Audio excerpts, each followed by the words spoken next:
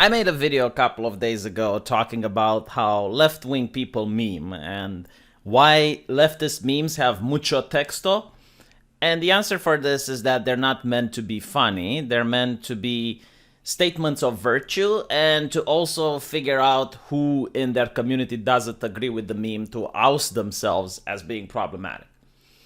So if leftists use mucho texto in order to meme, is it possible to make a meme without any text at all?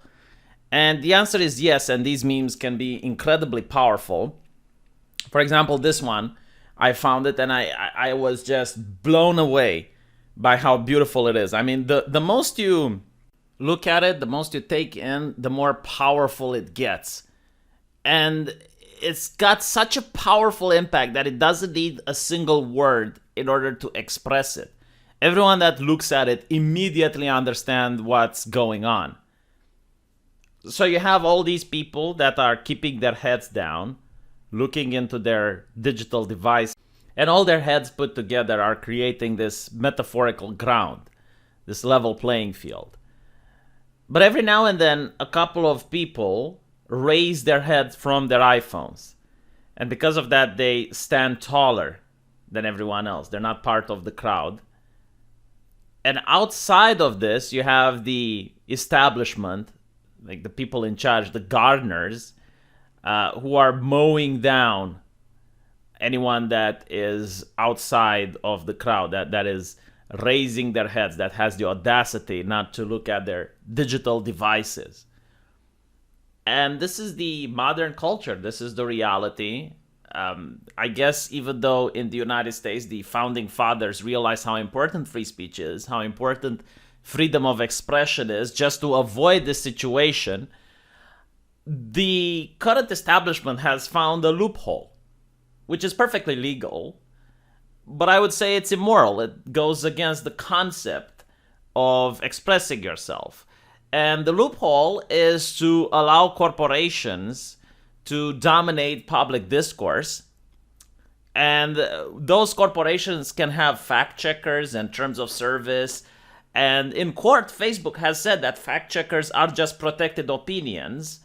And recently, Jimmy Dore talked about how the FDA, so a government institution, issued a request for YouTube to take down a video and YouTube refused, but it highlighted the fact that this happens. So the government is working hand in hand with these corporations in order to make sure that the opinion is the correct opinion. And every time someone dares to lift their head away from their cell phones, away from social media, you have the independent fact checkers that are willing to make sure that that person gets canceled. And it doesn't have to be independent fact checkers. It can also be cancel culture or whatever.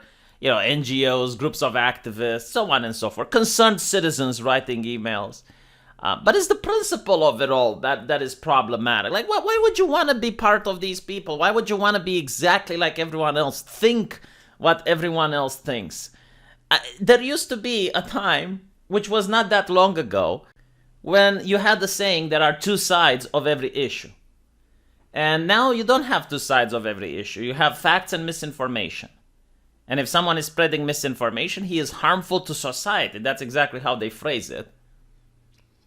And when I was in school, at least here in Romania, we were told that if you want to understand something properly, you should listen to the other side of the discussion, just so that you can understand what the opposition has to say. So, for example, if you want to be an atheist, it's encouraged that you should read the Bible and you should also talk to some priests, just so you can understand what their perspective is.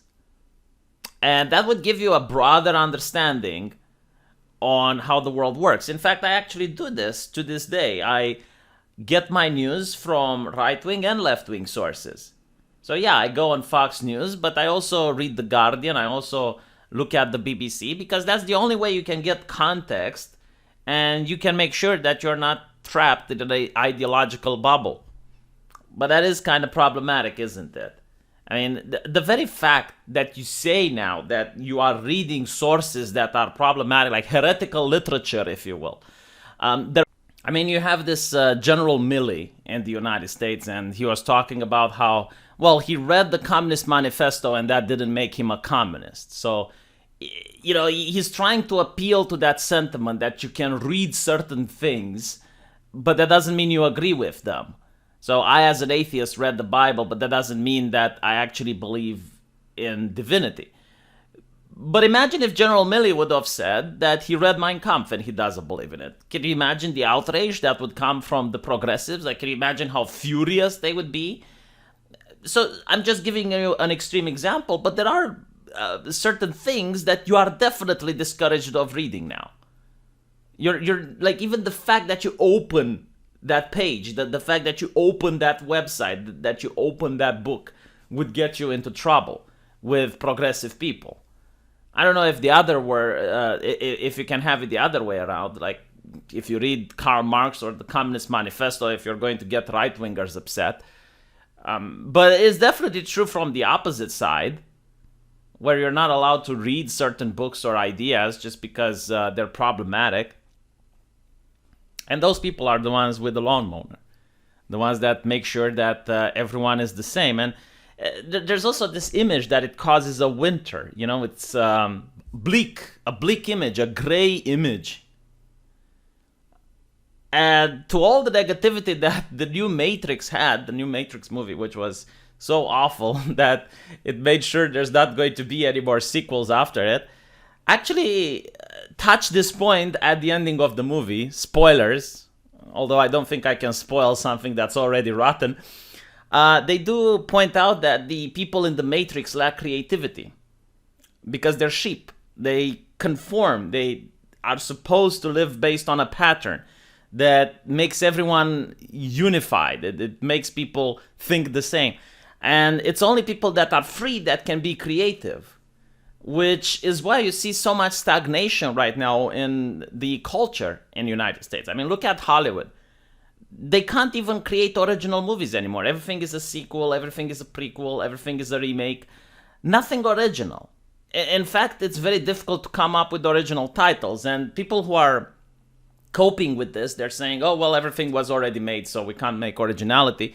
But then you look at Netflix, and you see Squid Games, you see Sweet Home, The Kingdom, like so many things that aren't prequels. They're original things. And they're really great, and people like watching them. Same with manga and anime and whatnot. So, no, like, this is coping. You killed creativity. Look at the tech platforms themselves. When's the last time Facebook innovated something? And sure, you know, like the latest innovation that they say is metaverse, but metaverse isn't an innovation. It's just like a VR chat that already, like, I already have VR chats. I guess it's going to be like a VR chat with terms of service. But on, you know, like on YouTube, like, when's the last time they innovated? When's the last time they brought something new? I don't think we're going to see much innovation moving forward if things remain the way they are. But who knows, you know, 2022 is a new year, so maybe we're going to experience some startling things. Do let me know what you guys think in the comment section, and I'll see you all there.